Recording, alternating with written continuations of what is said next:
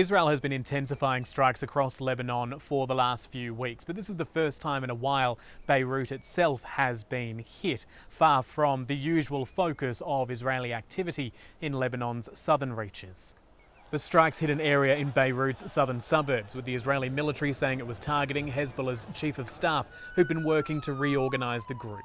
No warning seems to have been given for the strike, which is something the Israeli military sometimes does when targeting civilian areas. Reports suggested the United States wasn't given advance notice of the strike, and that appears to tally with remarks from the Israeli government soon after the attack, commenting that it was ordered by Prime Minister Benjamin Netanyahu himself.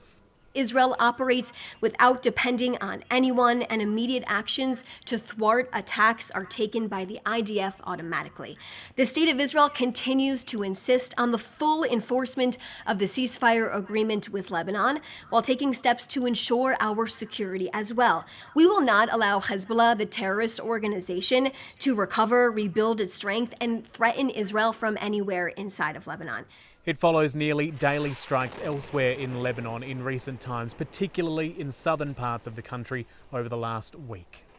It's certainly an increase in Israeli aggression inside Lebanon, roughly 1 year since the ceasefire with Hezbollah came into force. And while Israel insists that that truce is still holding, that it is simply acting to protect the interests of its own people, there are obvious and often unanswered or sidestepped questions as to how that can be the case, given that strikes have been relatively consistent over the course of the last 12 months and dozens of Lebanese citizens have been killed as a result.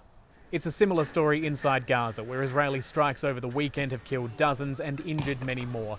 The attacks, according to the IDF, are in response to claimed breaches of the ceasefire by Hamas, including crossing the yellow line, the boundary of Israeli-controlled territory, and opening fire on Israeli troops.